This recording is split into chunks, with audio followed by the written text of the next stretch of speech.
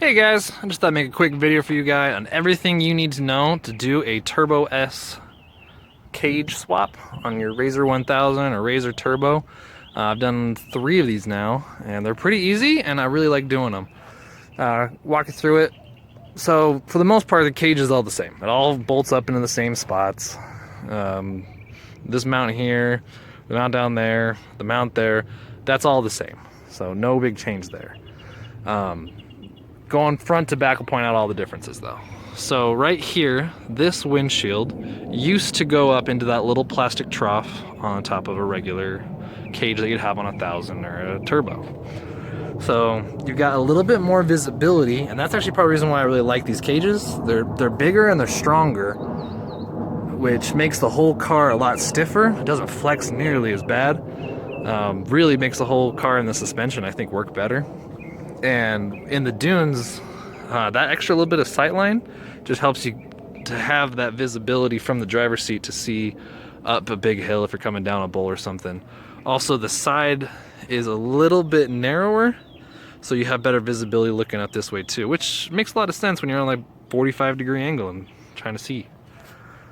Roof is pretty nice. It works good, especially with the sightlines, and the whole cage just looks better. Another difference you're gonna have going for the conversion is that you lose your seatbelt mount right here. You don't have that tab sticking out, so you have to go to a 4-point harness. I use the same stock ones that come in a Turbo S. I've even got the Turbo S seats in it. Actually, a lot of stuff on this car is from a Turbo S. The bottom doors, you can kind of tell they don't really match. They're close, but not perfect. Those are off a 4-seat Turbo S. Seats were out of the 4-seat Turbo S, the cage. Most of this came out of just picking up what people leave behind or take off their cars. The main difference you're going to have is you have this mounting point and this mounting point on your stock cage, but you don't have this one. There's just a plastic hole right here. So on a Turbo or a Turbo S, there will be a metal plate that's welded here, and then it comes up and it grabs that bolt. I just did a big washer and a bolt up into that just to hold it, keep it from rattling. It doesn't really make it as strong as it would be on a Turbo S, but you've already got this one and that one, which is what your car had already.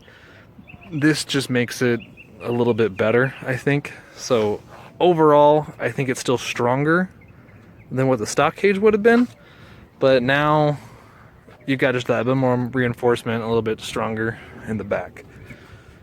For the back seats, I have little kiddos, and I can't get a car seat in to this Sub-Zero 4-point harness. This is way too bulky to get in behind the car seat, so I went back to a 3-point harness. And there isn't a 3-point harness slot up here either. So normally you would have your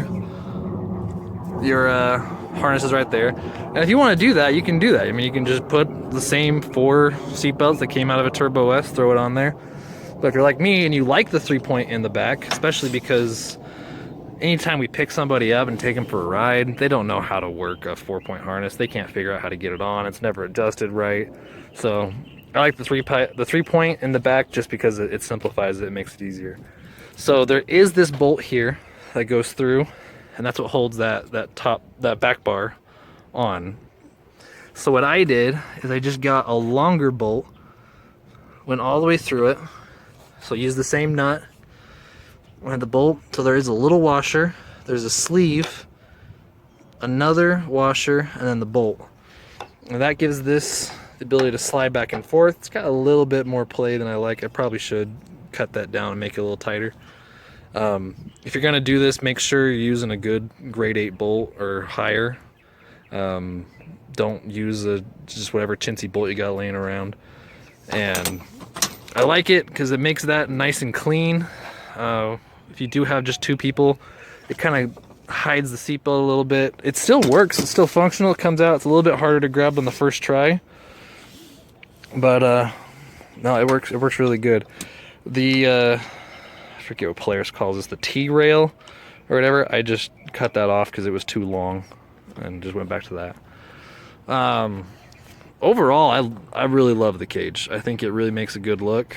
I live in Arizona. There's just plenty of these laying around. People are taking them off and doing custom cages. So it's a cheap swap to make your car a little updated, a little stronger, and I think just a little bit safer.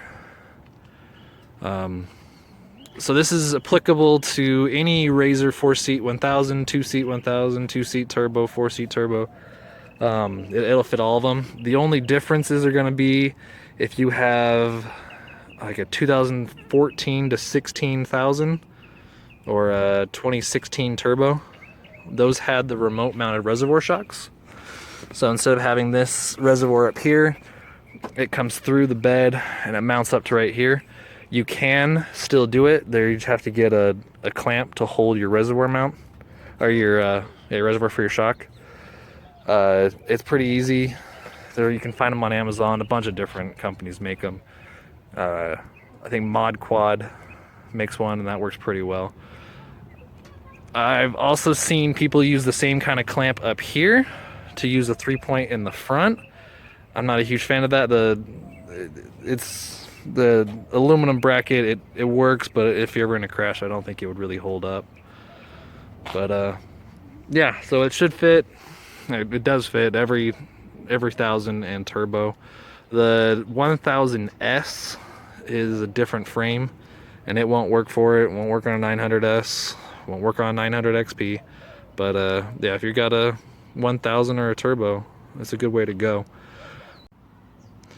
So a few other turbo parts that I got on here that I really like. I've got the turbo air intake cover. This will fit on any RZR 1000. The reason why I like these a little better, and it's bigger for one, but number two, it's got an air intake on both sides. You can actually see all the way through it. So it's got one on the outside, one on the inside. I had a buddy, we were riding, and he got this whole thing right here covered in mud. And his engine started running a little too rich. It started kind of coughing and sputtering. It was just choking. It wasn't getting any air. But with having this one on the inside, like the turbos have, you won't ever have that problem, even if you're running in mud, which in Arizona isn't a huge issue, but it looks cool. It's nice. There is an extra hole here in the back that isn't on 1000. I still have 1000 though on the belt side. There is a spot for it. It bolts right in. That's not a big deal. This right here, people ask me about this one. This is a map bag for RZR 1000. Normally that would sit up here between the front seats, kind of goes right across from there. It doesn't fit anymore up there. The frame rails are too narrow, like I was talking about earlier, but it does fit back here, and I think it's kind of cool. It gives you just a little more space for tools, whatever else you need. I'm kind of using it just for shade, so if it's ever we have like a sunset and the light's coming down from here, just a little bit more shade on the kiddos. Yeah, if you got any questions, let me know. If this was helpful, you can help me out by hitting like and subscribing. That helps me out a ton, so hope this helped.